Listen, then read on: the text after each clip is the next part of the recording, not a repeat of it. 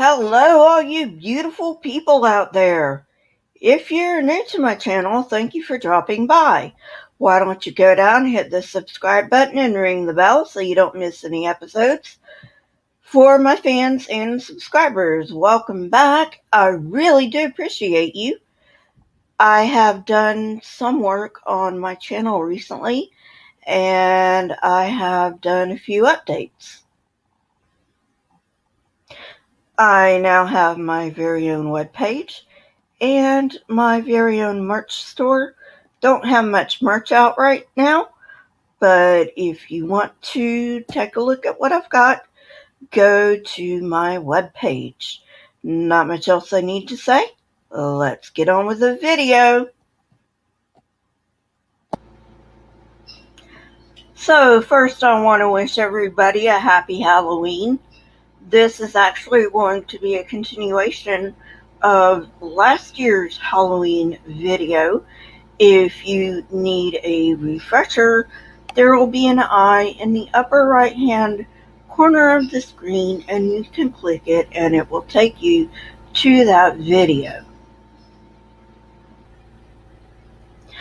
Many American Halloween traditions were borrowed from the Celtic holiday of Samhain, but not all. For example, romance and apple lore came from the Roman festival of Pomona, which honored Pomona, goddess of orchards and harvest, which was celebrated on November the 1st. The Romans considered the apple to be the symbol of love and fertility, and connected it to Pomona. This goddess was a nymph who loved to prune but did not like men. Another divinity who was important at this time was Vertumnus, god of the turning of the seasons. His myth states that Vertumnus could change his form to anything he wished. One day he disguised himself as an old woman to deliver a prophecy to Pomona, whom he loved. After this, he revealed his true form, and Pomona fell immediately in love. They then attended the orchard together. By the 1st century AD, both Celts and Romans inhabited the same villages. Since Samhain and the festival of Pomona were close calendrically, a synthesis occurred. Today, we owe the abundance of nuts and apples so prevalent at Halloween to the Roman festival of Pomona. The Druids believed that the eve of Samhain was the most potent time of year for fortune-telling, accounting for the plethora of divination games we see today. The melding of Celtic and Roman cultures gave us what might be considered an ancient form of Halloween. When Christianity became legal and spread across the empire, more synthesis occurred. The Church endorsed the Trinity, composed of the Father, Jesus, and the Holy Spirit. Although the Church decried pagan practices, the leaders knew that they could not obliterate them. Instead, they assimilated them. Pope Gregory I, in fact, proclaimed that pagan shrines should not be destroyed, but cleansed with water, so the people would not be angry with the new religion, but worship the true God. It took several years, but finally Samhain was assimilated into the feasts of All Saints and All Souls. Pope Boniface IV is credited with the creation of All Saints' Day to memorialize early Christians who died for their beliefs. Originally, this day was May 13th. However, in the 8th century, Pope Gregory III moved it to November 1st, trying to accommodate pagan celebrations and coinciding with Samhain. The priests of the new religion urged the people to remember their dead with prayer, not sacrifice, and to bake, quote-unquote, soul cakes, little pastries, rather than trying to appease with food and wine. These soul cakes were given to the poor who would pray for the departed. People were also encouraged to wear costumes, not to keep away unwanted spirits, but to honor the saints. On All Saints' Day, churches in Europe proudly displayed artifacts belonging to their patron saints, while poorer churches held processions where people dressed as saints, angels, and demons. This replaced the pagan practice of leading ghosts to the town limits.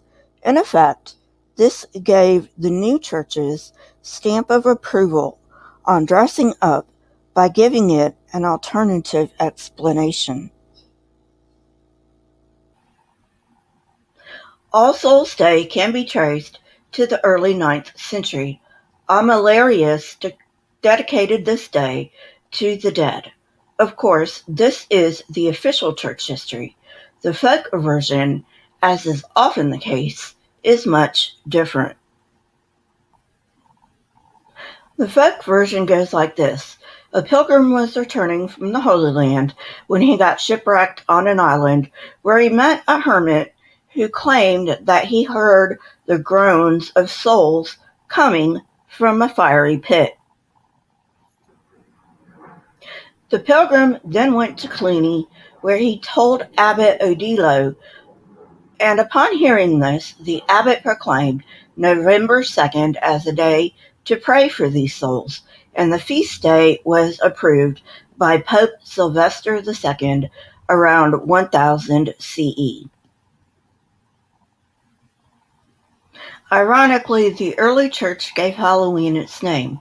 In medieval times, All Saints' Day, November 1st, was known as All Hallows, making the night before it All Hallows' Eve, which eventually became Halloween.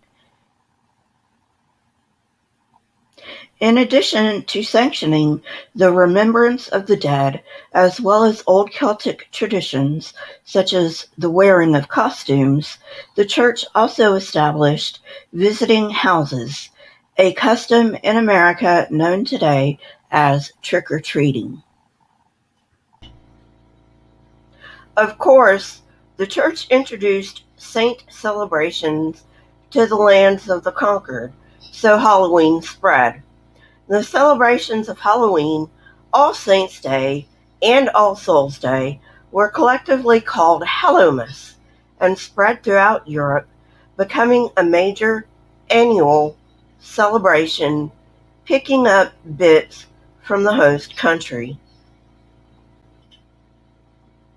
In the British Isles, turnips that had been carved out to accommodate a lit candle were placed on gateposts to keep away evil spirits. Soul cakes were baked and set out by the door. Other countries added their own traditions. On October 31st, 1517, Martin Luther introduced religious reform that stopped Halloween observance for many Europeans. Theologians like Luther and Calvin came up with the idea that men served God through faith and deeds, not through the icons and symbols of the Catholic Church. The concept of an individual relationship with God appealed to many people. After Martin Luther's initiation of the Reformation, many Protestant sects formed in Europe, challenging Catholic supremacy. One Catholic tradition abandoned by Protestants was observing saints' days, which also meant that All Hallows' Eve did not appear on the Protestant calendar. Tradition is hard to get rid of, though, and people found a way around this. Most notable is England's Guy Fawkes Day. Guy Fawkes Day commemorates a gunpowder plot on November the 5th. At the height of the Catholic-Protestant acrimony in England, Catholics Robert Catesby, Thomas Winter, and Guy Fawkes planned to blow up the House of Lords on November 5th, 1605. Fawkes was captured on his way to set the gunpowder on fire and was later executed, as well as his co-conspirators later. November 5th became a national celebration of the triumph of the Protestants over the Catholics. Because Guy Fawkes Day was so close to Halloween, many traditions were borrowed. The English celebrate Guy Fawkes Day with bonfires, and they carry hollowed-out turnips carved into grotesque faces.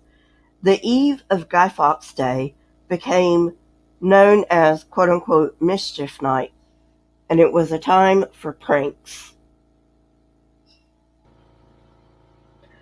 Well, friends, that's it for today. I hope you enjoyed it. If you did, hit that like button, press the subscribe button, and if you want to know when I come out with new content, hit the bell next to the subscribe button. My Twitter, Discord, email, PayPal, and website links are in the description, as well as the source that I used for this video. Please leave comments in the comment section. Not only do I love hearing from you, but it also triggers the YouTube algorithm. Also remember, I choose my comment of the week from the edited videos. Keep learning and searching for truth. Here are a few videos from my library. If you have not watched them yet, go ahead and watch them and tell me what you think. Until next time, friends, stay safe and goodbye.